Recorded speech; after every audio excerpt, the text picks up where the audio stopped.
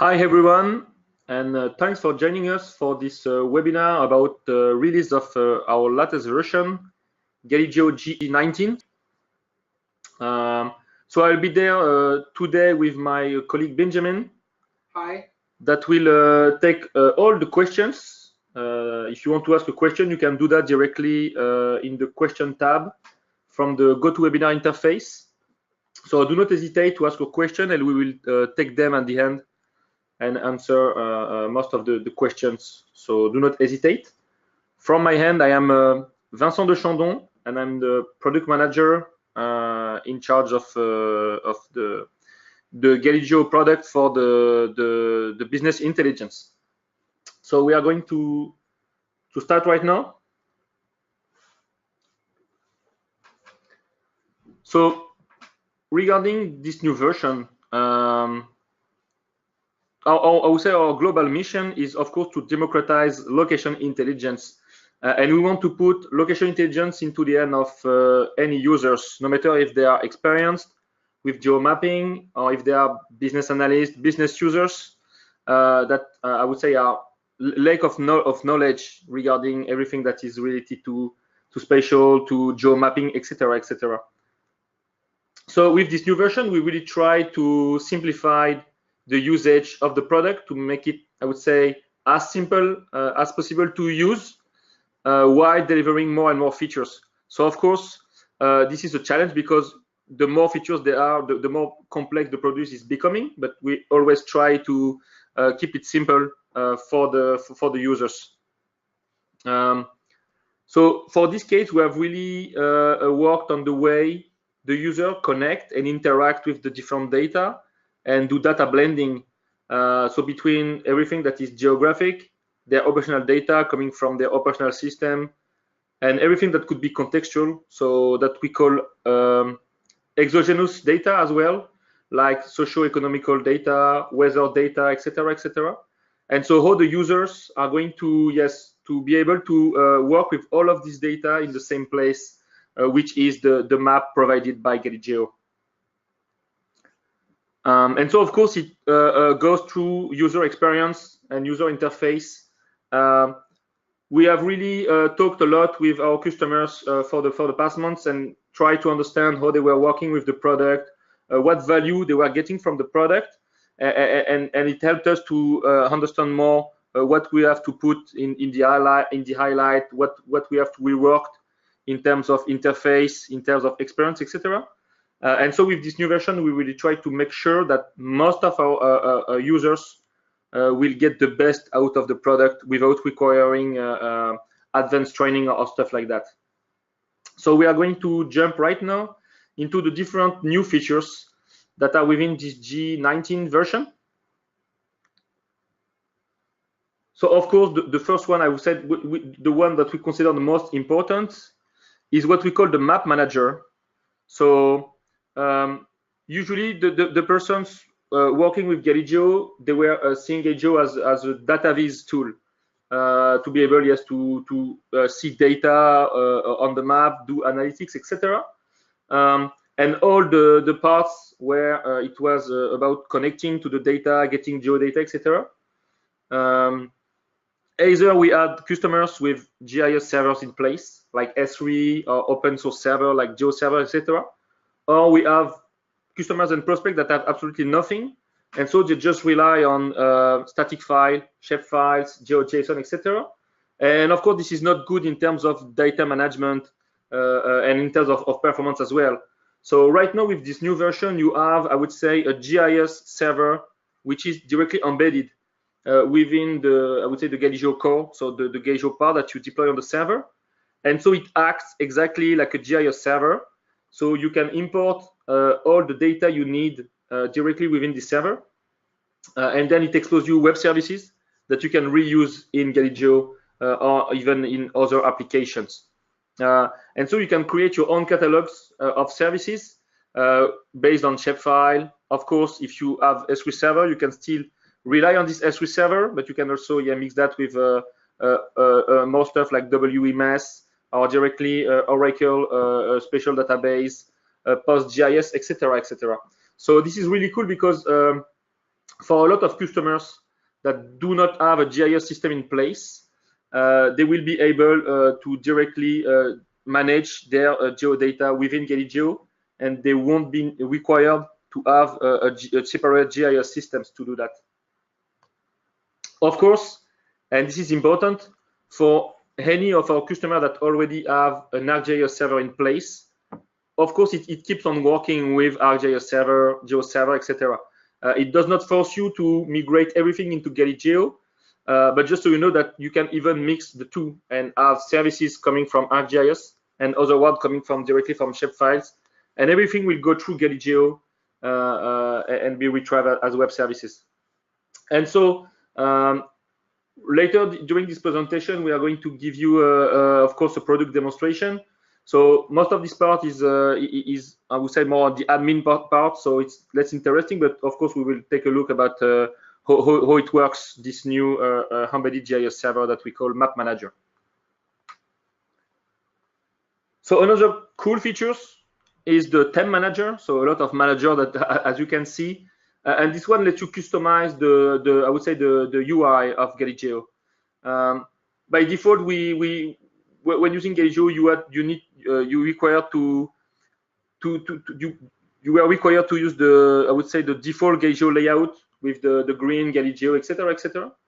And what we noticed is that a lot of customers, they were trying to, I would say, customize that by themselves, by directly modifying, say, CSS, etc., etc., which was not a good way of working, because with new versions as they were coming, it were breaking the changes that they have made, etc., because it was not officially supported. So right now you have the possibility directly from the Galigeo administration to customize the way it looks, so you can make it stick with your corporate graphic charter, for example, or if you want to stick it better into your dashboard templates, etc., then you can do that.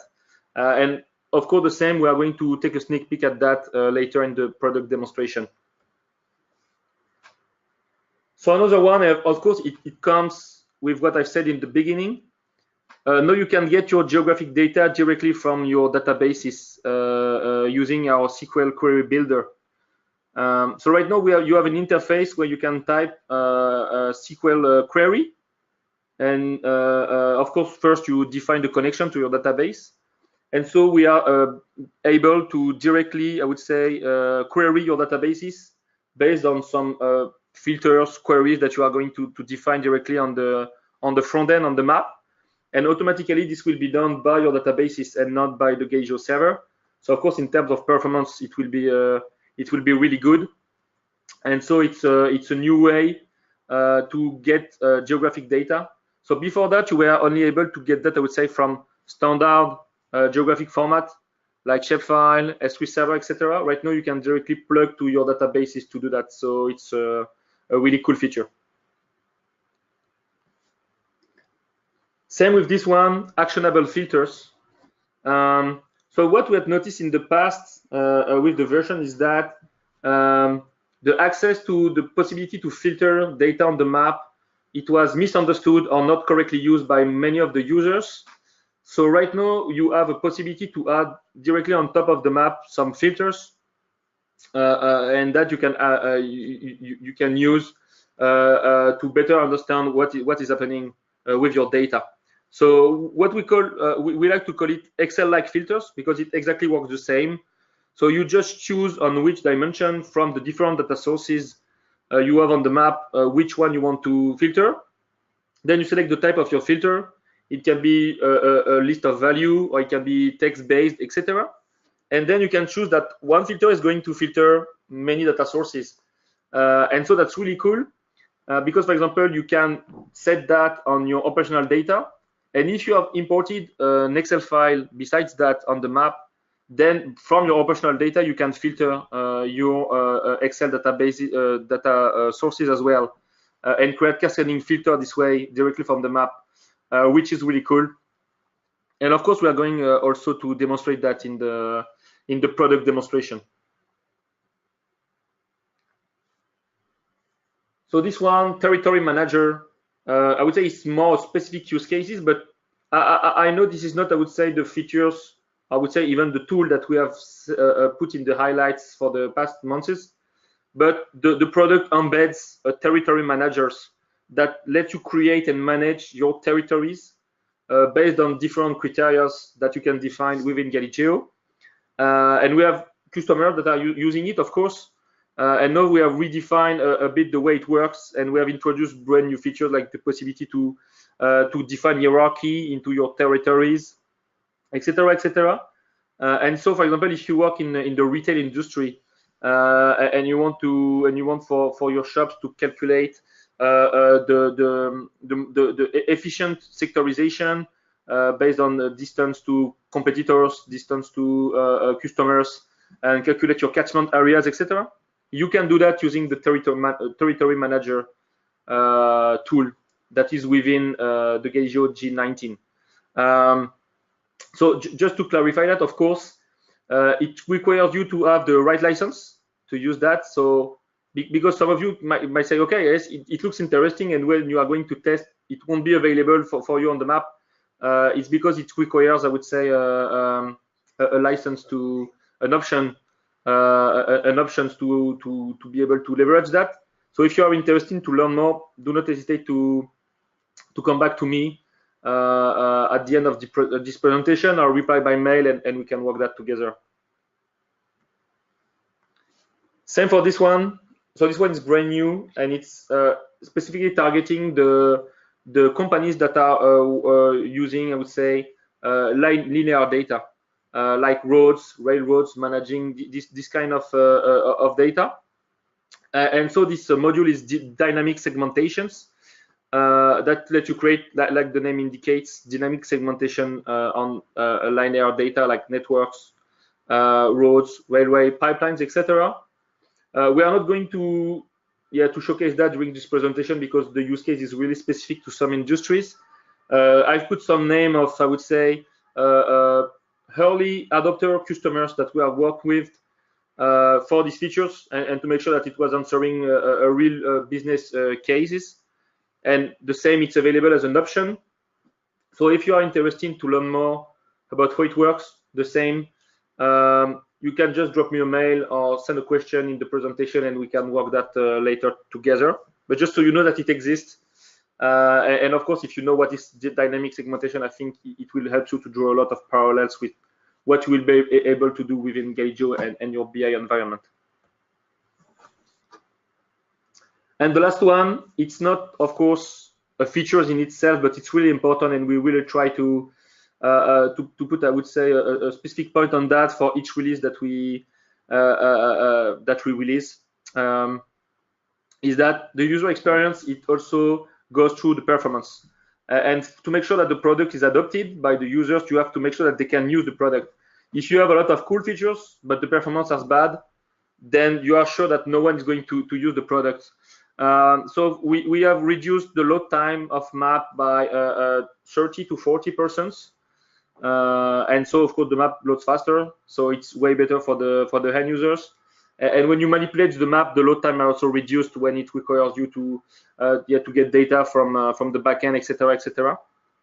And also especially in SAP on IBM environments. So for the customer that have our products embedded within this environment, we have also dramatically reduced the unwanted reloads that were occurring when you were opening a map. So you might already know what I'm talking about. And so we have modified that in order to make the experience way better, and to avoid the end user saying, okay, it's too slow, it's too long to load, etc., etc. And so yes, we have really worked on that, and this is, I would say, continuous improvement, and we will continue on work on that for the next releases to come. And of course, you have your favorite features; they are still there. If you upgrade, you are sure that you are going to lose nothing. So you can freely update to the G19 without fearing of losing features or losing, I would say, functionalities that would not be anymore in the product. So this is not the case. I've listed some of them right there, but of course there are many more. So if you are used to use heat map, clusters, time series, annotations, if you are printing map in PDF, etc., using the data import, everything is still there in the product. and all the maps that you have already created, they will still be working exactly the same, but plus the new feature, of course, if you upgrade to G19. So of course, we strongly recommend you to upgrade to that, because being up to date into the versions of Galigeo means that the support, for example, goes faster because we do not have to redeploy all versions to test, etc., etc., and it's easier also to understand if you have tomorrow, if you are blocked on some points, etc., etc., to understand exactly what is happening on your environment, etc. So of course, this is always an advice that we give to our customers. And so right now we will be able to jump directly into the product demonstrations to demonstrate some of the new features that we have been able to see in the slides. And right now let's go to the main demonstration. Okay, let me just reload that. Okay. So right now we are in the Galigeo map. So we will focus, of course, on the map because this webinar is more environment agnostic. But this is the kind of map that you have if you are on IBM, on SAP, if you are using the standalone solution of Galigeo, or even if you are using the Galigeo API, etc. This is the kind of maps that you will be able to get. So there, what we have is the standard heat map, as you have already been able to see in the past. So what it is showing right now is crime data. So this demo is about crime data, but I think it will be easily for you to draw parallels with your own data, etc., etc. So there, if I remove the heat map, you will see all the incidents that you have. And if I zoom in a bit, you will be able to see, yes, all the custom icons that, of course, you can define to help, I would say, business users understanding more what they are looking at when they look at the map. And it's just not a red dot, blue dot, etc. It's really icons with colors that indicates them exactly what they are looking for and what they are visualizing. And so they do not need to really think and understand what they are seeing because it's instinctive to them. Okay. So one thing that you would like to say that is that okay, so now you have a lot of points, and if you do not use a heat map or a cluster tool like this one, it's almost you are almost unable to see exactly what is happening there. The view is completely crowded, and it's really hard to understand what is happening. So what you could say is that, okay, I would like to I would like to project this kind of layers at a macro level, let's say the district. So what you would like to see is being able to see this data at the district level. But let's say that the problem that you have is that within this data, you do not have any information about the district. Because there you only have, let's say, the latitude and longitude and the type of crimes there, but you do not have any other information within your BI data. So what can you do? And you could say, okay, there I'm stuck. I can't do something, etc. So of course, the first step there would be to import, let's say, the district, so the district geodata, in order to be able to use it. And to do that, of course, you would use the brand new map manager from the Galigeo administration. So there, I'm not going to show you, I would say, into details the way it works, but it's just to give you a sneak peek about how it works. So there, sorry, it's in French, but of course it exists in English, of course, and even in German, and we are going to talk about that at the end of the webinar. And so there, when you have the new layers, you have the possibility to choose what you want to import, let's say the shapefile, and then you choose which shapefile you want to import. You can tag it, etc. You can import it, and then you have access to the list of everything that you have imported, and so you can exactly know and manage the different data and geodata that you are going to use. In the previous version, the way it was working is that you had the catalog where you have predefined layers that we are providing, and then you have your custom layers. And when you were importing something, it were going into the custom layers part, and we know that it was not really cool. So right now you can really define yourself with tags exactly where it should go, and you can search for layers directly by typing some kind of textual research. You can filter by type of data, etc. And for each data, for example, let me get the district there. You have as well a preview of what it looks like. You can choose the join field. You can add the description. There you have the custom URLs that you can use to expose the services, on which scale this layer is available, etc. So we can really manage, I would say, exactly like a GIS server, your geodata from this kind of interface. And of course, when you have saved the layers, it becomes available within Galigeo. But you could almost think about as well as exposing that through a web service to another to another application, for example, and using Galigeo, I would say, as the main GIS repository to serve up your geodata. So let's say that I've done that right there. I've imported these layers. Okay, I'm going to go back into my application. So right now, what I'm going to do is to add a new layer. So for that, I'm going to go into the data. There, the crime data. And so there in the mapping part, I'm going to create the Paris district exactly like this. But as I have said, within my crime data, I do not have an indication about the district in itself. So I can't create just a joint field between the district I have imported and my latitude and longitude. So this is not a problem. What I can do there is just choose there from the coordinates. I choose my latitude and longitude exactly like I would have done for the crimes. And then here, I'm going to use these options, spatial geo, not polygon layers. I've chosen Paris district. And so what it is going to do, it is going to project the different points up to the polygons there. And if there are a special intersection between the two, I'm going to see the results directly within the district. And so that means that you can do that with anything you want. I could do that with the district. I could do that with something else, with the cities, with the departments, with the region, with my custom, I don't know, sales territories, custom patrol territory, etc., etc. And using that, you can project spatially data onto some other levels, which is, of course, really cool in terms of a new kind of insight you can get from that. So I have done that. I'm going to save that. And right now, if I go back to the layers, of course, I have my new layers here. And if I hide this one, as you can see, I have my district. And for each district there, I have the number of crimes projected.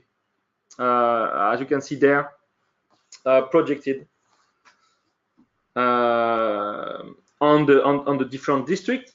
And so I can get a macro view there about how many crimes I have by district there.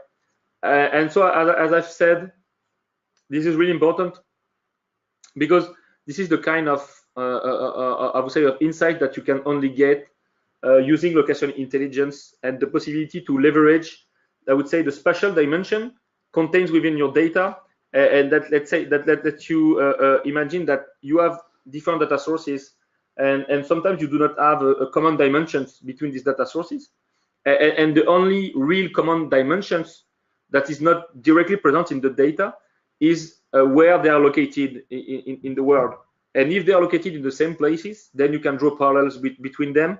And using location intelligence helps you understand more how they correlate each other, and lets you, for example, do stuff like that, like projecting data onto another geo levels, even if they have no, I would say, real technical joint within their data. Okay. And there, for example, for this demonstration purpose, I've done exactly the same. So if I reactivate the type, for example, and choose the heat map back, is that what I've done as well is I have imported the important places. So there I've went to the Paris Open Data Portal. I've downloaded a shapefile of the important places. So what they consider important places, like where the people are grouping together most of the time. And so I can also toggle that to put that in place in the product. And so now I can access this new kind of visualization where I can try to understand more where the crimes have happened and if there are, I would say, correlation between, I would say, core places where people are grouping up, and the type of crimes that have happened near around. And of course, I could still use stuff like data selections and say, okay, based on some places, I'm going to extract all the type of crimes within, I don't know, within a 10 kilometers radius or a 10 miles radius or 1 mile radius, etc., etc. So if you, yeah, so this feature was already in the product, but it's still a really widespread and used feature. And so, okay, I don't know, based from these places, if I click within a 1 kilometers radius, it selects me all the crimes that have happened, and I can extract that to CSV or Excel, or even do geo reports. So open another report based on this selection, yeah, to understand more in details what have happened in these specific areas. One other thing that I could do, as we have already said, is that perhaps what I want to do is to filter this kind of data. There I see all the different type of crimes, and perhaps I want my end users to be able to automatically, I would say, filter data based on, I don't know, let's say they are the type of crimes. So of course, when you are within your BI data, you can do that directly from prompt that you could have defined in Web Intelligence, etc., etc. But let's say that it's not the case, and let's say that you are an end user and you have access to a dashboards, and the person that have configured the dashboard, he has not set filters for you, so you are left with or he has set filters, but not the one that you want. What you can do is add yourself your own filters. No, sorry, it's not there. It's there. No, here on the configuration tool, and you can say, okay, I'm going to add a new filter on my crime data dataset and filter the type. Let's say that you add a filter, you can give it a name, you can choose the type of the filter, etc., etc. And when this is done, you can just click on close. Let me just save these layers. And when you will refresh the map, you will see there filters appearing on top of the map. And so there, I can choose, okay, let me see only the vehicle robbery and click on OK. So mostly the carjacking. Okay, so now I only have the carjacking, for example. And so this is really cool because you can yourself define which filters you want to be able to access, and they are directly from the map. So when the map is I would say the main, when the map is I would say the main component of the dashboards, it becomes really easy to do different type of filtering using these features. And of course, if you are an admin and say, oh no, I don't want my end user to be able to do filters by themselves. Okay, so you can just block that and say no, they can't add filters by themselves. So it's granular. It lets you choose how you want the applications to behave regarding the end user behaviors. And I have that, and say, okay, now what I would like to see is how it evolves across time. And so it's of course a feature that we have for a long time, but we realized that a lot of customers, they were not really understanding how it was working, while it's really easy to make it work. When you have a temporal dimensions, you can go into the motion design tab there, and it's quite easy. You choose the data sets that you want to use, so they are the crime data, and choose the dimensions that you want to use to browse data by time. And then, for example, I have a date there. If I choose that, it's going to add me there this new, I would say, request, if I can say it like that. And when it's created, I can just choose it there from the motion design tab on the right, choose date, and there it's going to animate automatically. I will make it loop there, and it's going to animate automatically, and I'm going to see months after months how it has evolved across time. And so as you can see, it's a feature that is really easy to use, and I wanted here to emphasize on it, because yeah, for me it's really important. It gives a lot of depth into your analysis and what you can do with that. And of course, if you say, okay, it's going too fast, you can modify the speeds of the animation, etc. And so you can play on some parameters to make it look like exactly what you would like to see within your analysis. Okay, so this one was not a brand new feature, but I wanted to put some highlights on it because I feel like, yeah, it's not a feature that is used enough by most of our customers, where it bring a lot of values. It could bring a lot of values to them. So of course, I'm not going to go pass through that, but we still have the other features: base maps, the print, etc. You have the annotation. I'm not going to showcase that right now, but the thing that we have changed to annotation is that now they are private by users. So by default, when someone were writing an annotation, everything connecting to the map was going to see the annotation set by your users. Right now, it's private by user by default, and you can configure that into the administration panel. And I'm just going to jump again quickly into the administration part. So that's really I would say the funniest part, but yes, it's where you can configure most of the new features. So we have seen the new catalog. So another one that I wanted to show quickly there is that from the user list, you can now change the password of any users. I know that it was asked a lot by a lot of our customers and prospects because they were not really understanding how to manage that for their pool of users. And indeed, it was a bit complicated to do that on Galigeo directly. And so now they can do that directly from the user list. And there, of course, you have the theme manager. And then in the theme manager, this is where you can say, okay, I have a custom theme, and there, this is the color of the button, this is the color of the loading screen, the color of the icons. You can define the size of the pop-up, the info window that opens on the right when you click. What is the default size, etc., etc. So that is the part where you can configure more of the way the Galigeo UI looks like, and this is where you are going to find also the dynamic segmentation part. So as I've said, not going to showcase that today, but just so you know that we have worked a lot, of course, to bring you a lot of new features into the product. So I'm going to stop right now for the demonstrations. Of course, you can find all the new features. They are biggest features, I would say, and some minor improvements, etc., here and there. So you can find the complete list on our website. And if you have not the link already, we are going to share you the link in the follow-up mail after the webinar. So let's jump back to the PowerPoint. So as I was saying, the product is out already, so you can download it. If you are not customers, you have a 30-day free trial included. And so yes, you just have to go into our website, and you can download the standalone product, the one for IBM, the one for SAP, and we also have an API. I don't know if you are already aware of that, but we felt like we had a product, so a core product, and we ported ourselves that into SAP, into IBM, and recently we have opened that to an API that lets any users, and there it's more developers, to put Galigeo wherever they want.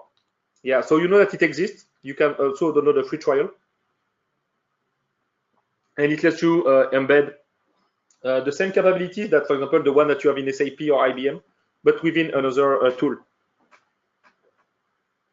So right now we are going to the question and answers. So Benjamin has just selected some questions. So we have something like 5 minutes left.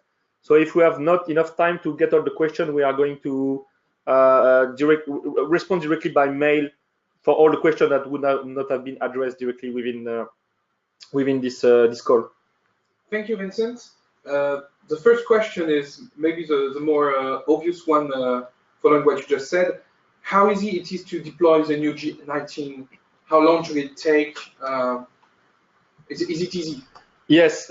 Yeah, really good question. We did not talk about that. So yeah, to deploy the new version, it's a matter of just minutes. So I'm not going to be really technical there, but you know that on the server you are a Galigeo WAR file, and what you have to do is just take the new WAR from the G19 and put it in place of the old one. and then restart your server, and then the new Galigeo is deployed, and you are not going to lose anything into configuration, etc., etc. So this is just the way it works. If you are on really old versions, I know that we have some customers that are on versions that are 3 or 4 years back. It can be a bit more difficult, but in this case, yeah, they can come to us, and of course, it would be a pleasure for us to help them going through this migration process. But if you are on recent version of Galigeo, it's just a matter of minutes. Okay, thank you. About territory management, earlier you said that we had a territory manager product. Yeah. Can we aggregate territory that are already within the client system, and for instance, within an S3 server? So they would have their own maps, their own territory. Can we aggregate and can we design on those? Yes, of course, yes. So I would say the territory manager, it benefits from the same capabilities that just the main Galigeo product. So you can import, if you have already sectorization that exists in other systems, and even if it's just within your data, if it's just in an Excel file, and for example, you have a list of cities, and for each city you have a code that aggregates them, you can bring that into the territory manager, and it will work based on the data you provided to generate first the territories like they are today, and then you can design it and modify it using the territory manager. Yeah, so if it comes from S3, it works the same. Okay. Let's talk about data. So most of our products are built on top of BI solution. We have a question about enriching those data with outside sources, and the example is an Excel file. Can you add data that are coming outside of the BI solution? Yeah, of course. And this is what I've did. So I know that I went a bit fast on that on the demonstration, mostly for timing purpose. But yes, of course you can do that. And this is one of the, I would say, of the main strength of using a map, of course, is to be able yet to say on one hand you have your own data and you can see them on the map. But if you need to add more context to your analysis, most of the time you do not have this accessible from your operational systems. So you have to rely on external files, like you download an Excel file on some, I don't know, a census website from your government, or on open data services exposed here and there. And you can bring all of that into the product and put that on the same map to enrich your analysis.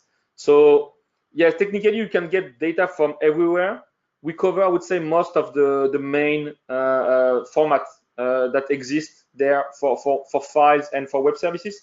And so if it fits within one of the support, the format we support, then yes, you can bring Excel, CSV, yes, open data services, WMS, WFS, yeah, whatever you have access to, you can bring that into the product. Okay, thank you. And maybe one of the last question about training. Of course, there is some new functionality. For some users, it might be easy. For some other users, it might be a little bit more difficult. Do we provide training on this last version G19? Yes, of course. Yes, this is a good question. We have a team of dedicated experts there that knows the product by heart, and we know that even if we try to make the product as easy as possible to use, sometimes it can be a bit hard to get started and to really understand all the core concepts that lies within Galigeo. And so, of course, we have a team of experts that will be really happy to help you really understanding how it works and make sure that you are on tracks to create your own maps, your own analysis, and use all the features that you would like to leverage in order to get insight and to understand more what you have within your data and what you can get from that. So I would say to do that, just even if you do not know how to request that, just go to our website and contact us. Just ask us a question. We have a reactive team that will answer you, yes, in few minutes, few hours, and of course you can start from there. And maybe the last question is about integration with IBM.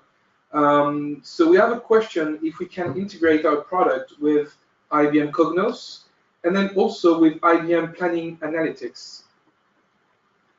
Yeah, so with IBM Cognos, you can use, I would say, the native connectors that we have developed, and we have a lot of customers, and I know that there are some customers there in this webinar that are using our solution for IBM Cognos. So just a little things on that is that for IBM Cognos, we support the 10 and the 11 versions of Cognos Analytics, which is really cool, yeah, because you know that, and we are not going to say who they are, but there have been other, I would say, geomapping tool for IBM Cognos that are now out and that are now dead, that they are no longer supported. And so yes, we I would say the core solutions to replace them, and we support Cognos Analytics 11, so it's important to be mentioned. And regarding your other question, yes, of course. And for that, you can use the API of Galigeo, and this correlates with what I've said earlier. We have, I would say, released the API because we say, okay, we have ourselves used the API of Galigeo to integrate Galigeo within SAP BI, within IBM Cognos, and other solutions. But we had customers telling us, okay, I know I want to embed it in SharePoint, for example. How can I do that? And we are saying, okay, yeah, for the moment you can't do that. We have to do that by ourselves. Okay, and we said, okay, the integration is really easy, so we could just release a way for customers and prospects and integrators, etc., to integrate Galigeo wherever they want. And so this is the Galigeo API, and this is not an API where you have to code a lot of things or you have to modify the product the way it works. No, it's not the case. It's an API that within just few lines of code lets you integrate Galigeo wherever you want and benefit from all the capabilities. So if in the IBM planning system you have the possibility to integrate, I would say, something coming from outside the system, then you can just import Galigeo on that and feed it with data coming from the planning system. So the answer would be yes, use the Galigeo API. Thank you, Vincent. I think that might be the time for today. Like we said, for everyone that hasn't been answered for their question, we'll address everything by email later on today. So don't hesitate to continue to contact us, and thank you for your attention. Yeah, thank you, Benjamin. And yes, you have our details there if you want to contact us. Of course, you can just go into our website. If you did not that already, we have a brand new website with a modern design. So yes, if you want just to take a look, do not hesitate to go to galigeo.com. Of course, we are still available by mail, Twitter, LinkedIn, wherever you can find us. Just drop us a message, and it will be a pleasure for us to talk with you about your projects and how we can help you. Thank you very much, Vincent. Thank you. Thanks a lot, and stay tuned for more Galigeo features in the future, of course. And looking forward for you to install G19 and get your feedback on that. Thanks a lot. Thanks, guys.